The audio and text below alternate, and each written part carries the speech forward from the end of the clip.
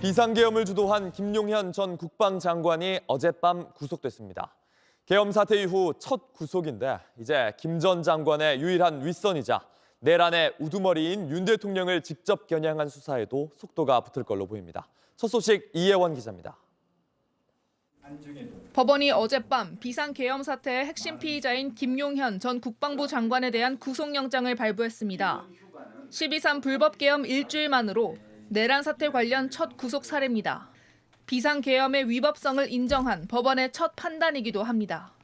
김 전 장관은 불법계엄을 사실상 주도한 인물로 지목됩니다. 윤 대통령에게 비상계엄을 건의하고 계엄 선포 이후엔 국회와 중앙선거관리위원회에 계엄군을 투입하며 작전을 지휘했다는 의혹을 받습니다. 법원은 김 전 장관을 구속하면서 증거인멸 염려 등을 이유로 들었습니다. 김 전 장관은 계엄 해제 이후 휴대전화를 여러 차례 바꾼 정황이 드러난 상태입니다. 앞서 검찰은 김 전 장관의 구속영장을 청구하며 내란 중요 임무 종사 및 직권남용 권리 행사 방해 혐의를 적용했습니다. 김 전 장관을 중요 임무 종사, 즉 내란의 2인자로 봤다는 건 유일한 상급자인 윤 대통령을 우두머리로 판단한다는 뜻입니다. 검찰이 김 전 장관의 신병을 확보하면서 윤 대통령을 향한 직접 수사에도 속도가 붙을 것으로 보입니다.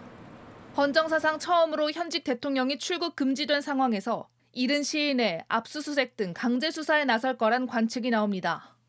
대통령은 재임 중 기소되지 않지만 내란죄는 예외입니다. 내란의 수괴는 혐의가 입증될 경우 사형이나 무기징역, 무기금고 중 하나로 처벌받습니다. JTBC 이혜원입니다. 이렇게 검찰이 윤석열 대통령을 내란의 우두머리로 지목하고 나선 건 비상계엄의 위헌, 위법성이 고스란히 담긴 이 포고령부터 대통령이 직접 개입한 사실이 드러났기 때문입니다.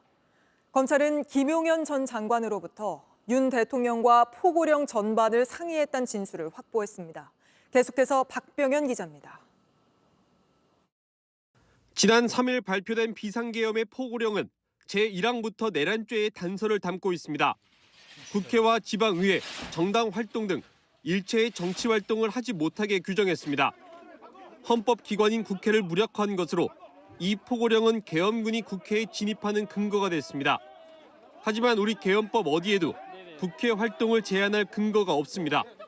이런 불법적인 포고령에 대해 김용현 전 국방부 장관은 검찰에서 윤석열 대통령과 그 전반을 상의했다는 취지로 진술한 것으로 파악됐습니다. 대통령의 최종 승인을 거쳐 포고령이 완성되고 발표됐다는 것을 인정한 셈입니다. 검찰은 이러한 진술을 토대로 윤 대통령을 이번 내란의 우두머리로 지목한 것으로 알려졌습니다. 윤 대통령은 포고령 발표 이후에도 국정원 1차장의 국회의원 체포와 관련된 지시를 하거나 군부대의 위치와 작전 상황까지 직접 확인한 것으로 드러났습니다. 또 계엄군이 중앙선거관리위원회를 점거한 배경에도 부정선거 의혹을 수사하려는 윤 대통령의 의중이 반영된 것으로 알려졌습니다. 검찰은 김 전 장관 외에 당시 계엄 사령관을 비롯한 군 관계자들로부터도 윤 대통령의 지시와 개입 여부를 확인해 나가고 있습니다. JTBC 박병현입니다. 보신 것처럼 수사망이 빠르게 좁혀오면서 윤석열 대통령도 본격적으로 수사 대비에 들어갔습니다. 변호사를 물색하고 압수수색에도 대비하고 있는 걸로 전해졌는데 대통령실 취재기자 연결해 보겠습니다. 자, 강희연 기자, 윤 대통령이 변호사 선임에 나섰다고요? 그렇습니다. 내란 혐의 피의자로 전환되고 또 김용현 전 국방장관의 영장이 공모 관계로 적시된 데다 현직 대통령으로서 사상 처음으로 출국 금지되는 등 이 수사가 빠르게 진행되자 본격적인 대비에 나선 걸로 보입니다. 실제 김홍일 전 방통위원장이 개인 자격으로 윤 대통령 측 변호인단에 참여하기로 알려졌습니다. 또 김건희 여사의 명품백 수수 사건 등을 변호했던 대통령실 법률비서관실 행정관 출신 최지우 변호사와 최근 접촉한 걸로 확인됐습니다. 이외에도 법무법인 두세 군데의 수임을 논의 중인 걸로 파악됐습니다. 네, 대통령실 압수수색도 임박했다는 관측이 나옵니다. 근데 여기에 대해서 대통령실이 대비를 하고 있다고요? 그렇습니다. 대통령실 집무실과 또 관저 압수수색이 사실상 불가피하다는 전망이 나오고 윤 대통령에 대한 긴급 체포 가능성까지 거론되면서 대통령실 경호처를 중심으로 강제 수사에 대비 중인 것으로 파악됐습니다. 대통령실 관계자는 JTBC에 대비는 당연히 하는 거고 안 할 수는 없다고 했습니다. 과거 청와대 압수수색 전례 비춰봤을 때 이 민정수석실과 수사기관이 사전에 협의해서 자료를 임의 제출하는 방식일 거란 관측도 나오는데요. 다만 직전 경호처장인 김용현 전 국방장관이 직접 연루된 만큼 이 수사기관이 청사 내부까지 들어올 가능성도 배제하긴 어렵다는 관측이 나옵니다. 임의 제출 방식으로 하면 거기에 따른 논란이 또 일지 않을까 싶은데 앞으로 있을 상황을 또 봐야겠군요.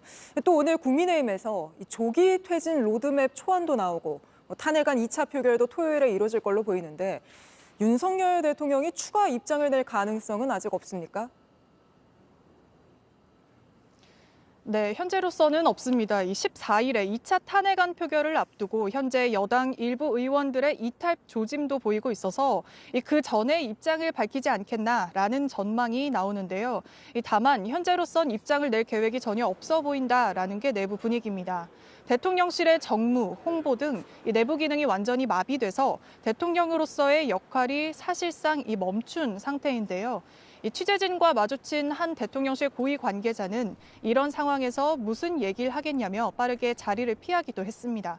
지금까지 용산 대통령실에서 JTBC 강연입니다.